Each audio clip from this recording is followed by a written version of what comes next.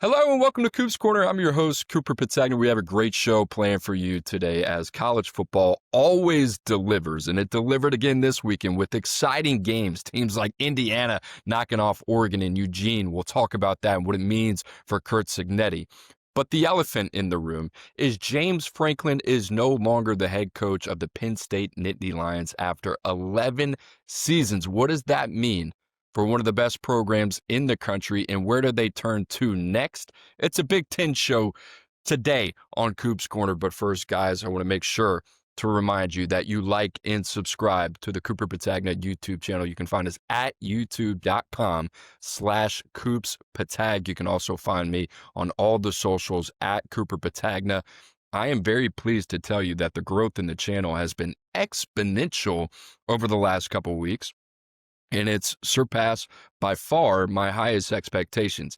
At the beginning of the month, I said our goal was to hit 300 subscribers by the end of October. We're at 246 right now, so that is well within reach. So guys, if you're enjoying the content, which I hope you are, just make sure to like and subscribe. And like I always say, tell a friend. I talked about that great show. Let's have a great show. Let's have a day. But before we do that, let's also talk about the other thing. This is a new backdrop for me. I'm back home, Louisiana, in-laws house. Hey, we got to do what we got to do right now. Baby's asleep. We got an hour. We got to take advantage of it. So the big news of the weekend ended up coming down on Sunday, which is today. You're probably listening to this on Monday. James Franklin is out. That is a big deal. And we talked about it last week on the show. You can find the video that we did. It was called Divorce, ? With James Franklin and a little thought cloud of Virginia Tech logo out there. And we thought, this is probably where it's heading for James Franklin and Penn State. Even though this guy is the second most winningest coach in Penn State history, it just kind of felt like it was kind of coming undone right after another disappointing loss at home to Oregon in overtime. You think, all right, Drew Aller's back, Katron Allen's back, Nicholas Singleton's back. We invested in the receivers. It's year two of Andy Kotelnicki's system. We got the defensive coordinator. We got everything we could possibly want. This is our year. And at the halfway point, you're 3-3 with losses not only to Oregon, but to a winless UCLA at the time, with the interim head coach, in Northwestern at home. And then your quarterback is out for the season as well. So Penn State is sitting there and they're looking at the college football calendar and they're thinking to themselves, okay, how does this set up? December 3rd is National Signing Day. The next month, January 2nd is when the transfer portal window opens. It's open for 2 weeks until the 16th. You think about conference championships, that's December 6th as well. We better get a move on it. And we love James Franklin. Thank you for everything that you have done. But this is a wounded deer right now that we need to put out of his misery in order for us to move on. And to me, that's where Penn State is. It really wasn't one of those things where I think traditionally you would have seen this maybe drag on to late November, maybe early December. That's not the case in new age college football. And Pat Kraft, who became AD of Penn State back in 22, wants to put his touch on this place. And you think about James Franklin, what he did: 104-45 in 11 seasons, 1 Big Ten championship, 7 New Year's 6 appearances, and a CFP appearance last season. We always talk about the line going from good to great is very, very difficult. And Penn State's right there, right? You've had Ohio State, you've had Michigan, now you throw Oregon into the Big Ten as well. And Penn State is one of those teams. They're jockeying for 3rd or 4th position. They've had difficulty getting past Ohio State, winning the big games. We've talked about James Franklin's record in the big games. I talked about Penn State being a team that feels to me like they're always on their heels, right? And that was really kind of what we felt under James Franklin. A lot of good moments, not a lot of great moments. And I think the fan base, I don't want to speak for him, genuinely thankful for where he was able to take the program. Now it's able to take the next step. So what does that look like, right? Because you have a lot invested in this program. I mentioned the continuity that they had, but they spent big on Andy Kotelnicki. They spent big on defensive coordinator Jim Knowles. So you think about Penn State and that level of investment that they've had. It's been there as of recently. But now it's about where do you turn? Where do you go from good to great? And I talked about that AD, Pat Kraft, right? He's the guy that's going to be in charge with making a decision. And if you watch College Football Insiders on CBS Sports and you listen to Chris Hummer and you listen to John Talty and you listen to Brandon Marcello, you hear those guys. The top name is going to be Matt Rule at Nebraska. The issue with that, in my opinion, is Matt Rule is right where he wants to be in Lincoln in year 3 in terms of a quarterback going into his second year is going to have another year before he can declare for the NFL draft and Dylan Raiola. And you think about that team, if Nebraska, who's sitting at 5-1 right now, were to go 4-2 over their next 6 games, they'd be 9-3. That's exactly where you want to be if you're Matt Rule. Having the opportunity to win 10 games in Lincoln, when's the last time they were able to do that? The level of investment in their facilities, their level of investment in their roster. And people can say, well, Nebraska is a more difficult place to recruit to than Penn State. But at how much of a difference are we talking about here? Right? And now you look at the Big Ten, you look at Ohio State, you look at Oregon. Who is that third team? Michigan, typically, right now, going through it with a freshman quarterback, just lost on the road in Los Angeles to USC. Penn State, now going through a coaching search. If you're Matt Rule and you're looking at this situation, even given the relationship that you have with the AD going back to Temple, is it worth it for you to restart the clock and go to a place where they just fired a head coach, and I understand the expectations going into this season, that did a pretty darn good job. Didn't do a great job, but did a good job. You know the expectation is to win the national championship. And the other thing here at play, guys, is that Matt Rule played linebacker at Penn State. The first job he ever had as a volunteer assistant was at Penn State. He's from New York. There are a lot of ties there for Matt Rule. But how different are Matt Rule and James Franklin? And is it enough to say, yeah, like this is our bona fide guy. This is going to be the guy that puts us over the top. But how many of those guys are there if you're Penn State? And we talked about the danger of this situation a little bit last week when we talked about James Franklin and Penn State heading for a divorce. It's kind of scary for both sides, right? And I think it's necessary for both sides to move on. But in terms of what's next, both James Franklin and Penn State need to be really, really careful about what program and what head coach they decide to really head into a marriage to next. So the name that you will hear will be Matt Rule. I'm skeptical. Now, for a guy that played there for Matt Rule, the connection, working with the AD at Temple, it's all going to be there. And if you're Pat Kraft, you have some level of conviction or confidence level that Matt Rule would be interested in this job. The other part of this is Nebraska, if they're heading for a 9-win season right now, which they're sitting at 5-1, they are not going to make this easy for Matt Rule. Nebraska's invested. One of the most invested fan bases there is out there, one of the most invested programs there is out there. They've been struggling for a long time, and now they're in year 3. They finally got the guy, and they're having some semblance of success, and they're competitive in the Big Ten again. And you're going to get up and leave. I think Nebraska's got a really good pitch to keep Matt Rule here. And I don't know if it makes a lot of sense for Matt Rule to leave, especially given the unique power vacuum, and maybe that's too strong of language, but the unique opportunity that the Penn State vacancy gives a program like Nebraska. Maybe we're not thinking about it the right way and thinking about it in the shoes of Matt Rule. I get it. Dream job. Let's take a step back. 30,000 feet. Is this really right for me? Another challenge. Got to restart the clock. I mean, this stuff takes time, sweat equity, right? And for Matt Rule and his family, that's another thing that they got to jump through again. So who are some realistic options for Penn State?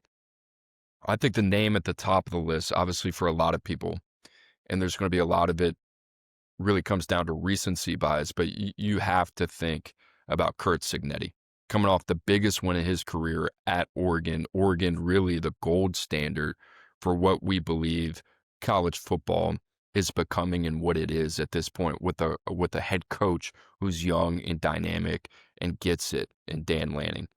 And Indiana, as a top 10 ranked team, went into Eugene and won that game by 10 points. Fernando Mendoza, a great complementary effort on both the offense and defensive side of the football. Curt Cignetti shows you what he's about. And this team is so well coached. I'm going to talk about him in our next segment. But they emulate their head coach. I always talk about a football team emulating their head coach. And there are all those memes out there of Curt Cignetti and videos about they're just stone-faced in the fourth quarter and his team's up by more than 4 touchdowns. That's him. That's Saban-level detail, Saban-level intensity. Just to everything we do means something. Curt Cignetti has that. And this guy has a chip on his shoulder, but he handles it the right way, man. And I love the way that his team plays. So if you're Penn State, to me, Curt Cignetti, more than anybody out there, would be the home run hire. That's the guy from Pittsburgh, Pennsylvania, played quarterback at West Virginia. That's the guy that I want.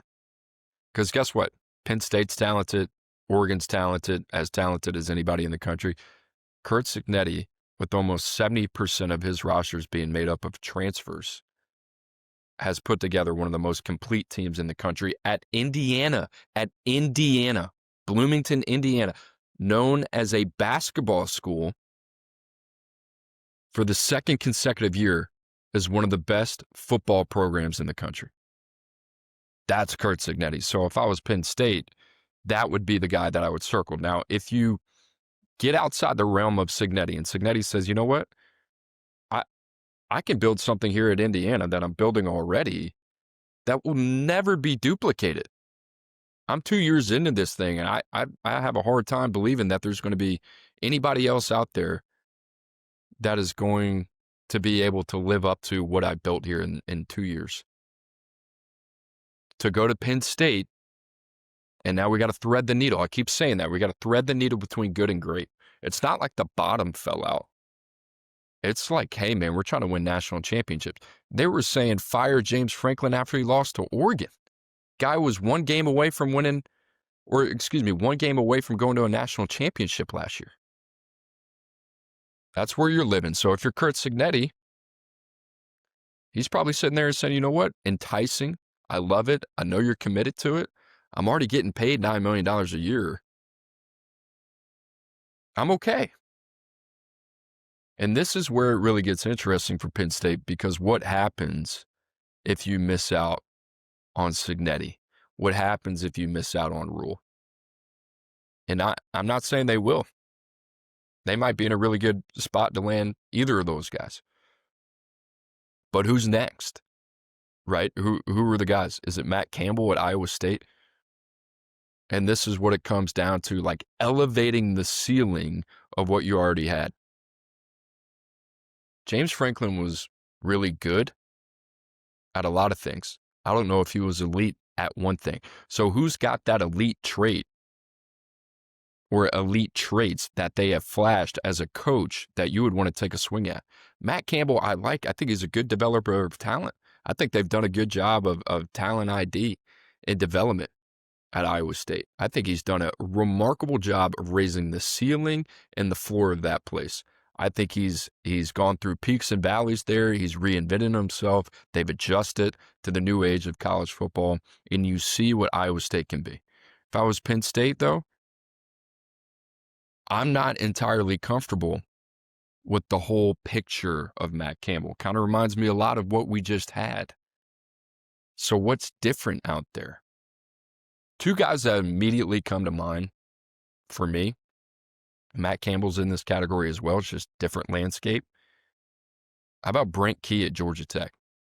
And people are saying, well, Brent Key played at Georgia Tech. He did. But if you think that this is one of the best jobs in the country, you better be able to pull away a guy like Brent Key. And Georgia Tech has the makings to be a team that is a consistent contender in the ACC. I know Brent Key believes that. There's something special about coaching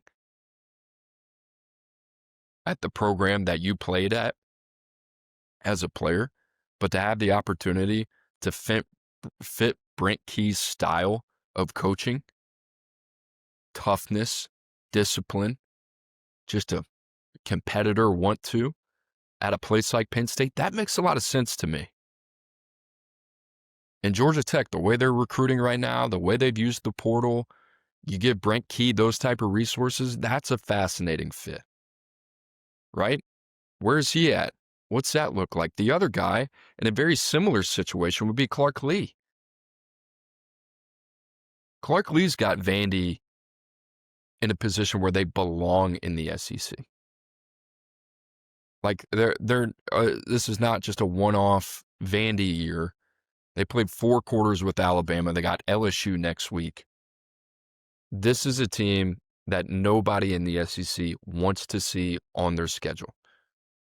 Young, innovative, adaptive head coach, critical thinker. If you're Penn State, what are the qualities that you're looking for in a head coach? What are the things that you think you lacked that limited you from getting to the next stop? That's important. So whether you hire Matt Rule or Curt Cignetti, I think those are the types of conversations you need to have. Hey, not just, hey, listen, he played here, he knows the area, he wants to be here, he's got the track record. Great. But this game changes year in and year out. And we owe it to ourselves to vet the next wave of up-and-coming coaches that we think could potentially be a fit here. Dan Lanning really came out of nowhere for Oregon. And you think about that hire, I mean, he's one of the most young, dynamic head coaches in all of college football, if not the most complete coach in college football. And it was Oregon out there doing their due diligence and say, you know what, that type of culture that Kirby Smart has built, we feel like he's gotten a guy in the building that can emulate that out here and put his own spin on things. Who's that guy for Penn State? Could it be Brent Key? Could it be Clark Lee? I think you have 2 really good cases for both of those guys. And if you're Penn State and you're Pat Kraft, dude, show your stuff a little bit, right? I mean, great opportunity for you to sell Penn State and be able to go pluck somebody. That's the name of the game. Pluck somebody. When people say, oh, he would never leave. Well, how good are you? How bad do you want it? I know you want it bad, but how bad do you want it? And how good's your sales pitch? And how good of a situation can this be for those 2 guys where they have to look at it and say, you know what, I can't pass that up. That's how you have to make it. So realistic, Matt Rule at the top of the list for the obvious reasons. Curt Cignetti would be my number 1. 17-2 at Indiana. Insane. Matt Campbell would be in there. I think that's your high floor you feel good about. But I think you're looking at the mirror of James Franklin there. 2 guys that I'm absolutely calling: Brent Key, Clark Lee. Other guys, Mike Elko, Texas A&M. Listen, Aggies fans, I get it. Very unlikely. Wild card bucket. He's from New Jersey. Fits the area geographically. These are the things that I'm looking at. It's no different than when you're trying to identify players for your programs. You're looking at the geographical roots, which guys fit your teams. And Elko's doing great at A&M. He's got all the backing in the world. That's only going to continue to improve if he continues to win. I wouldn't leave if I were him. But you can understand why I put him on this list. Manny Diaz at Duke, has he done enough? I like Manny Diaz at Duke. I think that's where he's at this point of his career. Fran Brown, Syracuse, same. Let's continue to grow. Let's continue to develop. I think the Penn State job for those two, too big. Other guys, I put them in the category. Category. Dan Mullen, UNLV. Here's my thing about Dan Mullen. Somebody is going to figure out and buck the group of five recycled head coach trend with Dan Mullen. And one of these Power Four teams is going to look at Dan Mullen and say, what happened at Florida? Where did it go wrong? Dan Mullen is a very, very good football coach. Dan Mullen, the CEO, in terms of talent acquisition, in terms of that day-to-day, he needs a front office. He needs a Joey Maguire type of relationship with James Blanchard, his GM. And he needs somebody that he can empower in his front office and say, hey, this is what I want to prioritize at the quarterback position. Here's what's important to me. Here are the traits that I desire. Financially, I need somebody that I can lean on, balance out the roster, help me balance out the roster other places, especially defense. Here are my blind spots from where I've been a head coach. I know I can do this at a high level, but put me in the best position to succeed. Like if I was Virginia Tech, I'd be taking a hard look at Dan Mullen because we know Dan Mullen can coach. I mean, the guy won 8-9 games consistently at Mississippi State. Undefeated at UNLV. Compare him to Billy Napier in Gainesville, a lot more successful. So Dan Mullen, for all those blemishes, and they're real ones, those things are correctable with the right AD, the right administration, and saying, hey, listen, we're going to have a little bit of balance of power. This is your show. But in terms of roster management oversight, this is going to be a collective decision on how we fill out these spots. So Dan Mullen won't end up as the head coach at Penn State. I doubt it. But this is a good time to reintroduce him back into the coaching carousel because I think in this day and age, he's an intriguing guy. Alex Galesh, South Florida. I don't think he's got enough pop for this one. He's worked in the Big Ten. John Summerall, Tulane, same deal. Not the right jobs for them. Can't see it category. Jed Fish, Washington. Jed Fish is like, to me, always just looking for the next thing. And Washington's a good job. But I think he's always out there with the ear to the ground, and he's a good head coach, but I think he's probably thinking what's next. Kenny Dillingham, Arizona State, another one of those guys, an alumni. Hard to see him leaving. Eli Drinkowitz, Missouri, from that Southwest region.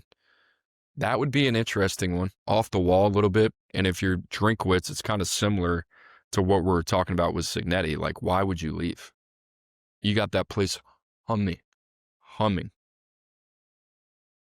So that's where we are right now. Penn State is in a really unique situation where they fired their coach not even at the halfway point of October. And this guy was a good coach, not a great coach. And I understand why they did it. But what's realistic? Is it Matt Rule? Because Matt Rule, like I said, has a chance to go 4-2, 5-1. And then you're talking about Nebraska accomplishing something they hadn't accomplished in a really long time there in Lincoln. And year 3 of Matt Rule, that's a money year. And guess what? I mean, we saw Bo Pelini get fired after 9 wins every year. But Matt Rule, the way that he's building it, that can be a more attractive destination. Curt Cignetti, would he leave? Right? So those two names, let's focus on that. I think that will be the focal point of this search. But if it gets outside of that, it gets a little hairy for Penn State. And what I mean by hairy, it doesn't mean that they won't be able to nab a really good head coach. It just means that everybody out there is going to have some type of question mark. It's like, yeah, I like Brent Key, but how's he going to fit? What's that going to look like? I like Clark Lee, but this is a big step up, right? They're going to be those questions that exist. And until they go out and prove it every week, that's where we're going to be. And the standard right now for Penn State and what Pat Kraft has set in motion is a national championship for the first time since 1986. James Franklin losing the Northwestern game, I think has set him back. I think that almost, crazy as it sounds, kind of takes him out of the Virginia Tech job. That's a really bad stain, man. I can get past UCLA. That's one game. I can't get past two of them. That to me tells me you lost the team. You have one of the most talented rosters in college football. I thought this top 3 talented roster in college football with the experience. And you have 2 absolutely can't have losses. 1, given your track record, I can give you. 2, same year. To me, that says you're getting paid $59 million in this buyout. Take a vacation, and let's revisit this in 12 months because you got a good resume, but now you got to let the stink wear off. And that's where we are.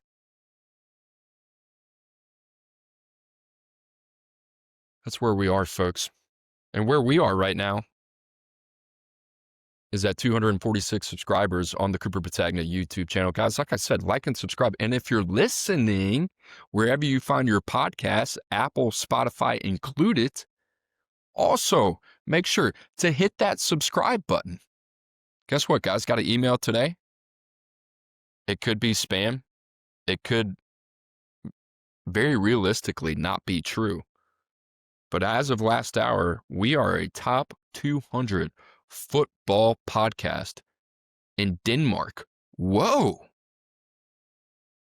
Shout out Denmark. I didn't know we got down like that. What do they say over there? Guten Morgen? It's German. Sorry for my Denmark listeners. I'm going to have to brush up on Rosetta Stone.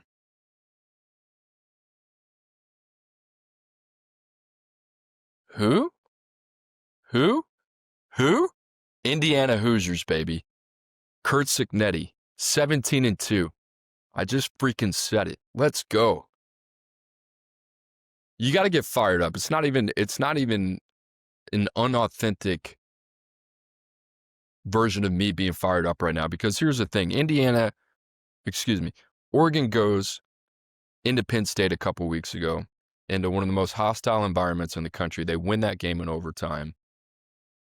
And what is my response? Oh, Oregon's one of the most complete teams in the country. They had the best head coach in the country. Dan Lanning, young, dynamic. Who else would you want? That was me saying that. And guess what? I still believe that. But this ain't about Dan Lanning, and it ain't about the Ducks. It's about Indiana and the Hoosiers. It's about Curt Cignetti. It's about this team being respected, not in a way of, well, Indiana has shown us enough to be a college football playoff contender. No, cut it out. They're ranked the number 3 team in the country behind Ohio State and Miami, and they deserve to be right there. They went into Eugene, Oregon, Pacific Northwest, against the Danimal, who's got his team playing at a super high level, who's got a quarterback that he said was the best in country, who's got a quarterback that's being mocked to be the number 1 pick in the 2026 NFL draft. And Curt Cignetti walked in there with his team made up of almost 70% transfers and won by 10 points. And I will say this, in this era of college football, every single team is going to have their blemish, right? You look at the top teams in the country. Ohio State, what's the question mark? Julian Sain, can he elevate when his team needs him to elevate, when the competition gets a little bit tougher? Can Julian Sain play at a high level? Miami, can Miami put an equal counterpart away in the second half? Can they play that game for 60 minutes? Do they have what it takes to do that? LSU, can they run the ball? Go down the list. Every team has a blemish. Indiana has it. Interior defensive line. Oregon, at times, look like that's what they could do for 4 quarters, and they get away with it. My point is Indiana is legit. Not like legit like, oh, can't wait to see them play on the road in the playoffs, and we'll see. like last year. No, like legit, maybe not the most talented team in the country, but arguably the most well-coached. And quite honestly, with what I've seen right now, maybe outside of Ohio State, you can make the argument this is the most well-coached team in the country by Sigs inside Cignetti. Dude, these guys are so freaking dialed. I love watching them play defense. You talk about their eye discipline. You talk about fundamentally sound football. You talk about gap integrity. You talk about all those things. You talk about playing the game the right way and playing it fast. That is Indiana football, man. It's 11 hats rallying to the football at all times. And they're guys in the middle, man. Aiden Fisher, Isaiah Jones, Lewis Moore on the back end.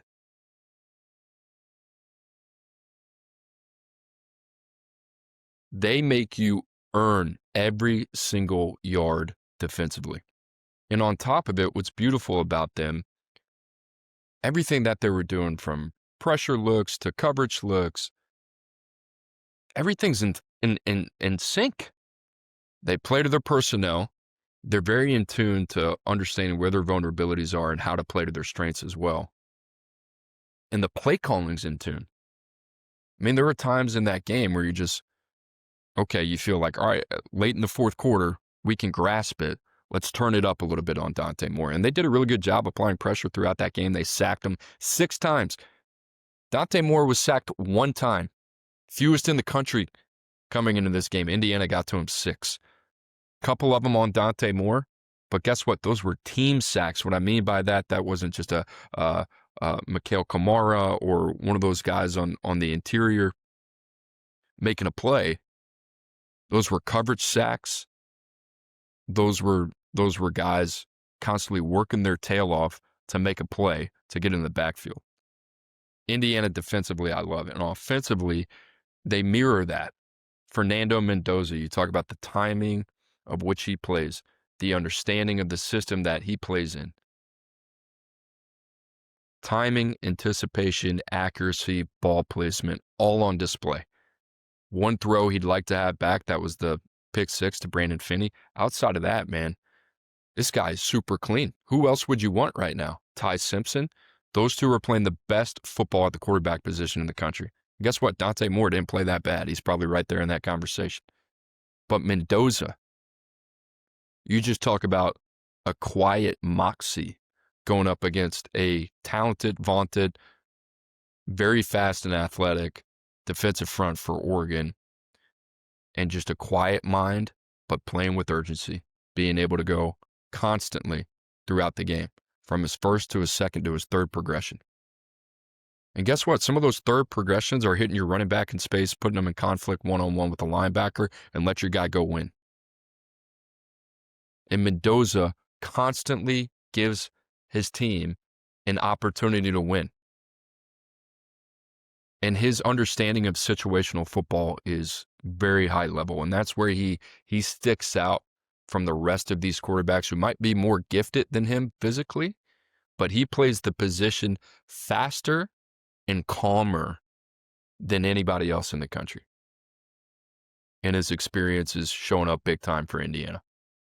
Roman Hemby, running back. This was a Big Ten game. This was going up against one of the most physical teams in the country. You're on the road. You got to run the ball. They leaned on Hemby. They leaned on that left side of the offensive line. Let me give a shout out to these guys. I love Pat Coogan in the middle. Such an underrated pickup. Just what he's made of. One of the captains of that Indiana football team, comes over from Notre Dame. I think one of the best centers in the country.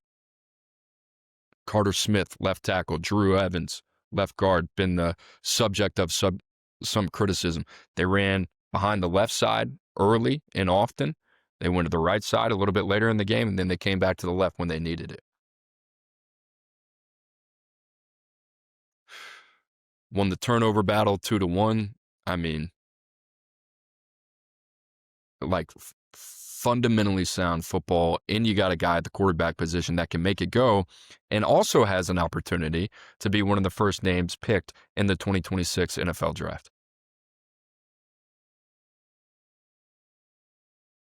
And here in the media, it's really easy, and I'm guilty of this as well. Let me admit this. Indiana's not the flashiest team. They're not the team that everybody wants to wake up and watch. And I don't mean that with any disrespect. That's just been what every college football fan has thought of this Indiana program. And it's year 2, and Curt Cignetti is 17-2. And you got an older coach who's got this underdog story, and it's nice and it's cute and it's all those things. Hold on, man. This guy's here to kick ass and take names. That's what he said. Not only do we beat top 25 opponents, we kick their ass. That's Curt Cignetti. And I've said this about other coaches. When you have a roster that emulates your head coach, and your coach in the fourth quarter, you're up by 4 touchdowns and he's got this stone face, and you can tell he's sweating the little details, and you can tell he's chasing perfection, and you can tell he wants the highest form of discipline. That's very Saban-esque. And also at the same time, I don't sense any insecurity from Curt Cignetti that he's trying to be anybody else than who he is. And he's taking lessons learned from every stop that he's ever been, and he's applying them to Indiana football. And Indiana football is one of the best versions of any team of college football right now. And they're freaking awesome to watch, man. They're so well coached. And they play big, and they believe. That's the other thing. These dudes believe. You know how much belief you have to go into that environment and win in the way that they did in a point of attack game? Dan Lanning's the ultimate FU competitor. Curt Cignetti, right there with him. Shoot, maybe even higher. Does it matter? No. I mean, both those guys are kind of psycho in the head, which is great. But he laid low all week. He praised on Dan Lanning. He said, this guy is one of the young coaching phenoms and one of the best one that we've seen in the sport in quite some time. And then he went in there after he did that and won by 10 points. So we wonder, big picture, when you don't win it all, what can it mean for a program like Indiana when you go, I think, 11-2 last year? You lose a tough game at Notre Dame, who went to the national championship, and everybody said, it's a one-off. Well, you show the foundations of what can be. You attract a guy like Fernando Mendoza, and then your team says, hold on, we belong here, man. And then the team that everybody loves to love, Oregon, they go and they make an example out of them. So how can you not be fired up about Indiana football? I would be a hypocrite to love up Dan Lanning as much as I love him up, and he deserves that praise, and then turn around and just say, oh, nice win, Indiana. It's even more impressive that they're doing what they're doing, considering the roster makeup. And they got good players, man. I'm not saying they don't. But here's the thing about coaching. Oregon's a talented team. Penn State's a talented team. Indiana might not be the most talented team. Their coaching, their discipline, the way they execute, play in and play out, gives them a chance every Saturday. So if you're discounting them as a national champion contender, that's really dumb. That is really dumb for real.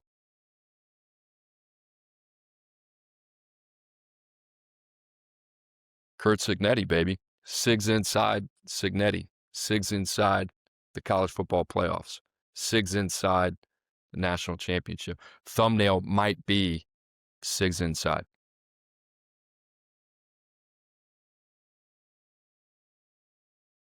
Quick thoughts. College football, week 7. A lot of different games going out where you're like, all right, what can I take from these games? And I got to be honest with you. I'm back home. Like I said at the beginning of the show, I'm back home because I had a friend's birthday. I was on a party bus to Baton Rouge. I went to the LSU game last night versus South Carolina. So let's start there. Great night, by the way. LSU had a little bit more balance, okay? They ran for 168 yards. They picked it up in the first half. They did not listen to me when I told them to play Carius Kern. We didn't see anything from him. That's okay. They ran the ball. They committed to the run. And last night, I didn't think there was really anything differently the coaches could have done than what they did. They won the game 20-10. They covered late. It was 9.5. They won by 10 points. And it was poor red zone execution. It was a fumble by Jawan Johnson into the end zone. South Carolina recovers. It's another interception by Nuss, 2 on the day. And you're not executing at a high enough level offensively where you can look at LSU and say they're a legit college football playoff contender. They can potentially get there. Can they win? Can they be a serious threat? No, not at this point. But the run game showed some life. And in reality, that game probably should have been 34-10. That's the type of potential that team has, but they have not showed it all season. Makes you want to pull your hair out. Texas, big win, Red River rivalry. This is what Arch Manning needed. This is what Steve Sarkisian needed. It wasn't anything so gaudy offensively where you said, okay, these guys are going to start zooming through their schedule again, just like we expected in the beginning of the season. But they ran the ball more effectively. Trey Wisner. They held Oklahoma and John Mateer under 50 rushing yards. They won the turnover battle 3-0. And Arch Manning's got some confidence. This is a big game. It's a game you want to win if you're Texas. So for him, not to say to get the whole monkey off the back, but that's a big step in the right direction. And guess what? He wasn't Superman. He didn't need to be. Texas is one of the most talented teams in the country. Just play complementary style of football. You're going to be okay. All right, a couple other games. Alabama, Ty Simpson, we continue to say it, playing at a really, really high level right now. 23-31 in their win over Missouri on the road. Gutsy win. And only threw for 200 yards, but he had 3 touchdowns. And everything I said about Fernando Mendoza, just in terms of the understanding the offense, Ryan Grubb's offense, for a guy that hadn't played a lot of ball, and I understand he's been in the system and he's sat for a while and he's seen a lot of different things, this guy is playing some of the best football of any player in the country. Ty Simpson, name to know, especially in the NFL draft, but his ability to elevate his team week in and week out. I mean, if they didn't have Ty Simpson right now, this is Kalen DeBoer's story could be completely different now. Credit Kalen DeBoer, Ryan Grubb for getting him right and having him playing at an extremely high level, but Ty Simpson been unbelievable for the Tide. Texas Tech, I want to talk about them. They win 42-17 against Kansas. Kansas, a program that I respect, 4-3 on the year. Texas Tech now undefeated. Texas Tech sitting on top of the Big 12 with 2 quarterbacks that are capable. Baron Morton gets banged up. This is the second time this season that's happened where Will Hammond has stepped in and delivered. This game, he steps in, he rushes for 2 touchdowns, and then Texas Tech doesn't give up a point in the second half.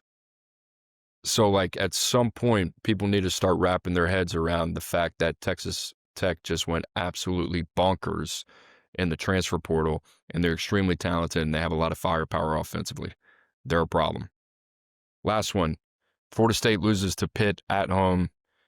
Since the first game of the season, it's kind of gotten slippery for Mike Norvell. This is 8 straight ACC losses for Florida State. You know, it's kind of like the Penn State, James Franklin thing. How many more of those can you actually survive, right? So we're looking at Florida State, potentially Penn State now open. It's going to be a wacky couple of months, especially with these firings happening a lot sooner because of those major dates that I said, right? You have both signing day, both conference championships in the first week of December, first week of January, that 2-week window, the transfer portal opens. So it's about acquiring new talent. Also retaining players on your roster as well as you're looking to find different guys that can come in and help you win immediately via the transfer portal as well. I mean, you talk about a critical couple of weeks for coaches who typically would probably, I would assume, get hired around that Thanksgiving mark. I mean, if you can give them a little bit more time, that makes a huge difference. So something to keep in mind there. But guys, that about does it for us. Not a long show. Doesn't need to be. We're on the road this week. We're back home, but we're on the road. And we're fired up. And like I said, 246 subscribers on the YouTube channel. Our goal is 300. If you can help me get there, I'm forever in your debt. And the way that I pay you back is with great content. That's what we're going to do. And the comments you guys have been leaving have been awesome.